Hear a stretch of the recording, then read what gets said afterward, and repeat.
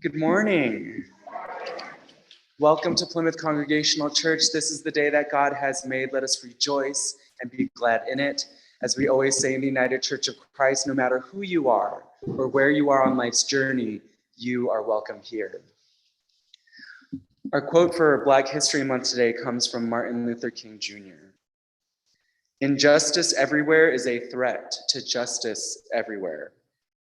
We are caught in an inescapable network of mutuality, tied in a single garment of destiny. Whatever affects one directly affects all indirectly. So just a few announcements. Some of you may have seen Ed Fields taking pictures this morning downstairs. We do have signups. He has generously donated his time for the picture directory, and there are sign-up sheets for the 18th, 19th, and 20th. If you missed it, Plymouth was on the news on Monday. Our local news channel, KTVH, heard about the money that we raised for the Montana Jewish Project to help them buy back their temple. So a reporter came by on Monday and rolled the camera as I handed the check over to one of the founders of the Montana Jewish Project. And the story is up on the KTVH website if you want to see it and share it with people so that they can see the kinds of things that we're doing here at Plymouth. Good job. Next week, our mayor, Wilmot Collins, will be joining us for worship as our guest speaker, so you don't want to miss that. And he might be singing, apparently.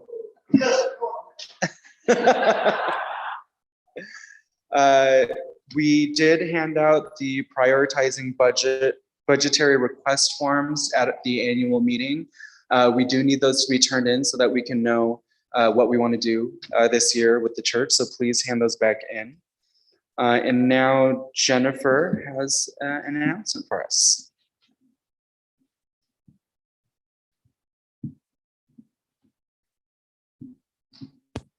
Good morning.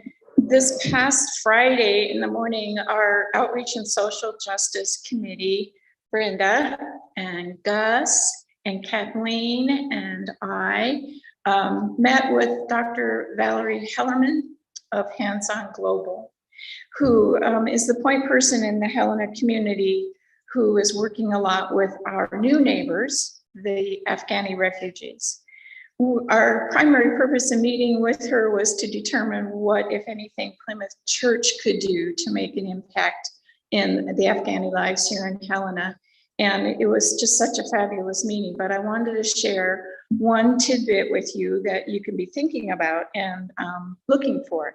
And that is that the Afghani women, in addition to being great cooks, are also a very wonderful seamstresses. And they're looking for 2 sewing machines. So if you have one lurking in your basement, collecting dust that doesn't get used and works, goes forward and backwards, that's all it needs to do. Could you speak to either me or one of our committee chairs after worship? We'd love to hear from you. Anyway, there's more to learn about the Afghani refugees and what Plymouth is doing and can do to help with their sponsorship in the future. Thanks. Thank you, Jennifer. And now Steve and Boyce are going to talk about the choir. This is a continuation of beginning to know something choir members. I think, I don't know that I've ever done this before in the church, and most of you do know the choir members because they've been here for so long. But come on up, boys. Just use this microphone.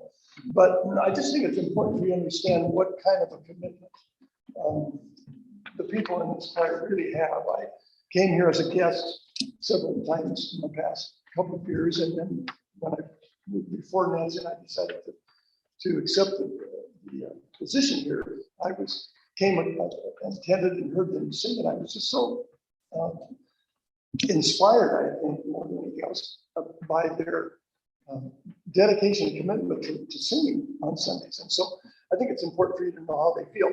Boyce Fowler, I know that most of you know him. I don't know how many of you know how instrumental, I guess is the word, he has been, how it in